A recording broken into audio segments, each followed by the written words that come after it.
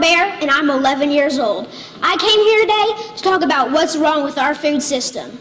First of all, I would like to say that I'm really amazed at how easily kids are led to believe all the marketing and advertising on TV, at public schools, and pretty much everywhere else you look. It seems to me like corporations are always trying to get kids, like me, to get their parents to buy stuff that really isn't good for us or the planet. Little kids especially are attracted by colorful packaging and plastic toys. I must admit, I used to be one of them. I also used to think that all of our food came from these happy little farms where pigs rolled in mud and cows grazed on grass all day. What I discovered was this is not true. I began to look into this stuff on the internet, in books, and in documentary films, in my travels with my family. I discovered the dark side of the industrialized food system. First, there's genetically engineered seeds and organisms. That is when a seed is manipulated in a laboratory to do something not intended by nature, like taking the DNA of a fish and putting it into the DNA of a tomato. Yuck. Don't get me wrong. I like fish and tomatoes, but this is just creepy. The seeds are then planted, then grown. The food they produce have been proven to cause cancer and other problems in lab animals. And people have been eating food produced this way since the 1990s, and most folks don't even know they exist.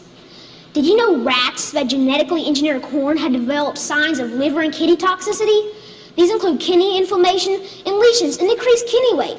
Yet almost all the corn we eat has been altered genetically in some way. And let me tell you, corn isn't everything. And don't even get me started on the confined animal feeding operations called CAFOs. Conventional farmers use chemical fertilizers made from fossil fuels that they mix with the dirt to make plants grow. They do this because they've stripped the soil from all nutrients from growing the same crop over and over again. Next, more harmful chemicals are sprayed on fruits and vegetables, like pesticides and herbicides, to kill weeds and bugs. When it rains, these chemicals seep into the ground or run off into our waterways, poisoning our water too. Then they irradiate our food, trying to make it last longer, so it can travel thousands of miles from where it's grown to the supermarkets. So I asked myself, how can I change? How can I change these things? This is what I found out. I discovered that there's a movement for a better way.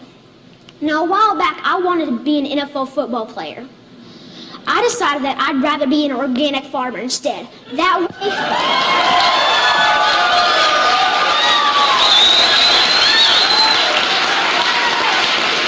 Thank you. And that way I can have a greater impact on the world. This man, Joel Salatin, they call him a lunatic farmer because he grows against the system. Since I'm homeschooled, I went to go hear him speak one day.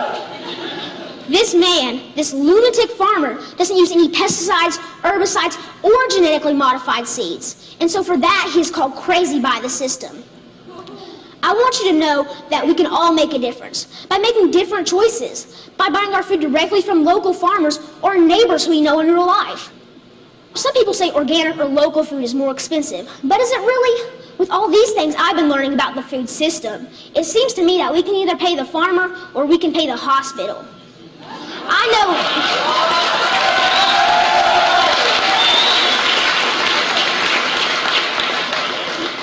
know definitely which one I would choose. I want you to know that there are farmers out there, like Bill Keener and Sequatchie Coast Farms in Tennessee, whose cows do eat grass and whose pigs do roll in the mud just like I thought.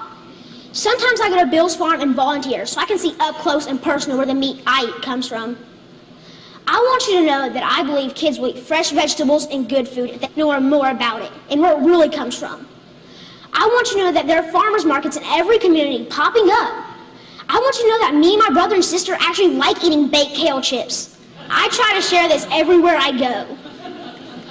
Not too long ago, my uncle said that he offered my 6-year-old cousin cereal.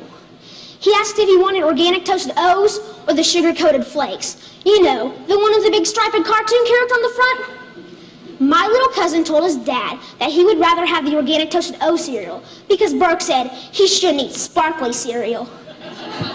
And that, my friends, is how we can make a difference, one kid at a time. So next time you're at the grocery store, think local. Choose organic, know your farm, and know your food. Thank you.